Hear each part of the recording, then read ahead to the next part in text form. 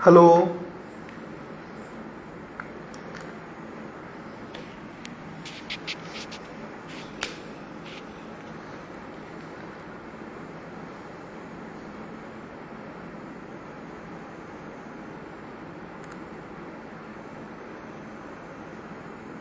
मेरी आवाज़ पहुंच रही है आप लोगों तक? कमेंट में बताएं। अभी मैं इस समय आगरा में हूं और आगरा में ही रह रहा हूं।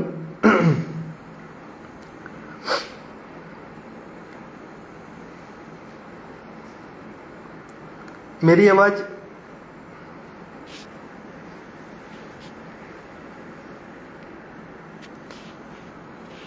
आज थोड़ा सा टाइम मिला तो सोचा लाइव आऊं। और बहुत लोग हमसे ये बोलते हैं कि भैया तुम्हारी पोस्टें चलती रहती हैं फेसबुक पे, महिलाओं के विरोधी हो, इस तरीके की चीज़ें बोली जाती हैं। कुछ लोग हंसी भी उड़ाने की कोशिश करते हैं, लेकिन हमें कोई फ़र्क नहीं पड़ता।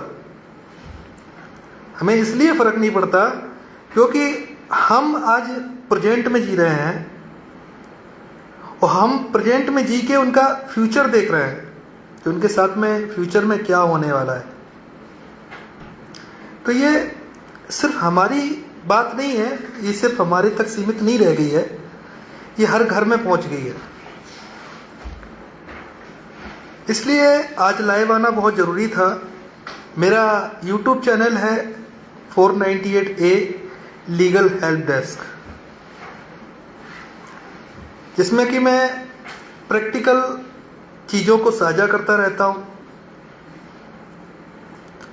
और कोशिश रहती है कि किसी भी तरीके से जो लोग फंसे हुए हैं, जो बुजुर्ग माँ बाप जो फंसे हुए हैं, जिनको ट्रैप किया जा रहा है कानून की आड़ में, महिलाओं द्वारा ट्रैप किया जा रहा है, जिन्होंने कभी थाना कोर्ट कचहरी नहीं देखा, उनको कोर्ट कचहरी थाने में जाना पड़ रहा है, उनको बचाया जाए।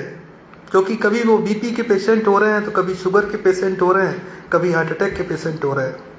और ऐसी स्थिति अपने माँ बाप की देख के कोई भी बेटा, कोई भी लड़का सहन नहीं कर सकता। और शायद कोई ऐसा रास्ता भी नहीं है कि तसल्ली भी दी जाए, किसी को बचाया भी जाए। जो आज सुसाइड हो रहे हैं ना, आप देखिए NCRB का जो रिकॉर्ड है, नेशनल क्राइम ब्यूरो NCRB का रिकॉर्ड, पूरा फुल फॉर्म नहीं याद है मुझे, अभी नहीं आ रहा दिमाग में। ये NCRB का जो रिकॉर्ड है, उसके अकॉर्डिंग जो पुरुष जो है ना, तो बहुत आत्महत्या कर रहे हैं महिलाओं की अपेक्षा। हाल ही में एक सुप्रीम कोर्ट में एक रिट याचिका फाइल की गई थी और रिट याचिका को ये कहते हुए खारिज कर दिया गया कि आपने आंकड़ा नहीं बताया। क्योंकि आंकड़ा नहीं बताया कि जो पुरुष आत्महत्या कर रहे हैं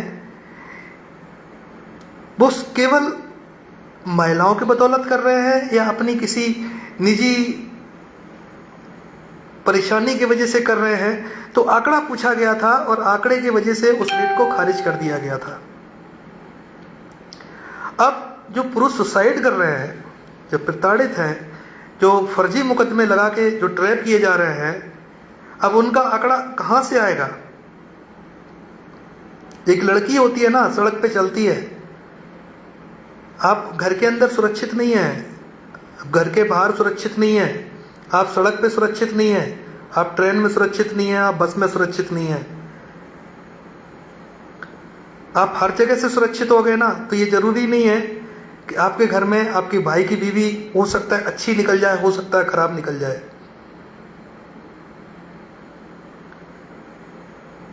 जब एक लड़की,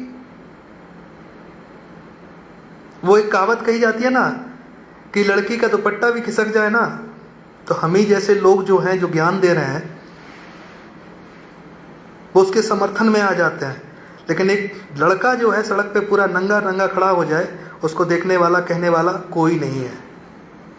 तो जब सुसाइड हो रहे हैं, मैंने हाल ही में 1-2 दिन पहले मैंने देखा कि कई सारी ऐसी पोस्टें आई। एक तो काफ़ी चर्चित मामला था ज्योति मौर्य वाला।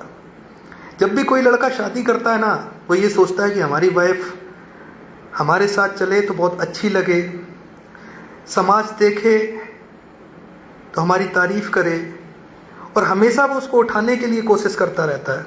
3-4 ऐसे मामले आए हैं जिसमें यह देखा गया है कि लोगों ने मजदूरी की है, अपनी बीवियों को पढ़ाया लिखाया है, और जब बीवियों ने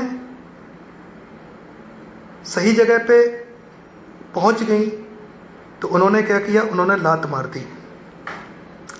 अब बात आती है कि पुरुषों का आंकड़ा कहां से आए, क्योंकि जब भी कोई पुरुष आत्महत्या करता है ना, तो वो मालूम है सामाजिक देश भावना, सामाजिक कलंक, और ये जो फर्जी कानून जो हैं जिनके बल पे ट्रैप किया जा रहा है, पुलिस, जुडिशरी, ये सब तमाशा बना रहे हैं। अब आंकड़ा कहाँ से आएगा, क्योंकि जब भी कोई पुरुष सुसाइड करता है ना, तो उसकी FIR थाने में लिखी ही नहीं जाती है, और जब तक थाने में कोई FIR दर्ज नहीं होगी तब तक वो NCRB के रिकॉर्ड्स में नहीं आएगी, और जब NCRB के रिकॉर्ड्स में नहीं आएगी तो उसका कोई आंकड़ा ही नहीं होगा।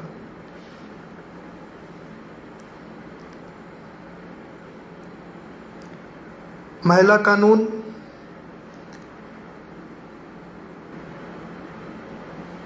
एक हथियार के रूप में यूज किया जा रहा है, यूज कर रहे हैं लोग। अगर आपने उनकी बात नहीं मानी तो आपके ऊपर सारे रामबाण लगा दिए जाएंगे, कोई फर्क नहीं पड़ता। मेरी लाइफ में भी कुछ ऐसा ही हुआ। मैं भी इंजीनियर था, बहुत बड़े बड़े सपने देखे थे, बीटेक किया था। कभी सोचा था कि IPS के लिए UPSC क्रैक करने की कोशिश करेंगे या कोई सरकारी नौकरी करेंगे। कुछ परिस्थितियां ऐसी आ गई कि जल्दबाजी में घर वालों ने शादी करा दी।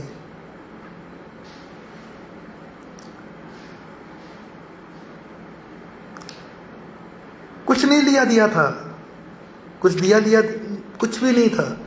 केवल सिर्फ ये इंटेंशन था कि किसी तरीके से आगरा से शादी हो जाए, क्योंकि हमारी माँ का भी मायका आगरा ही पड़ता था, तो सोचा चलो लड़के के सारे ही हो जाए।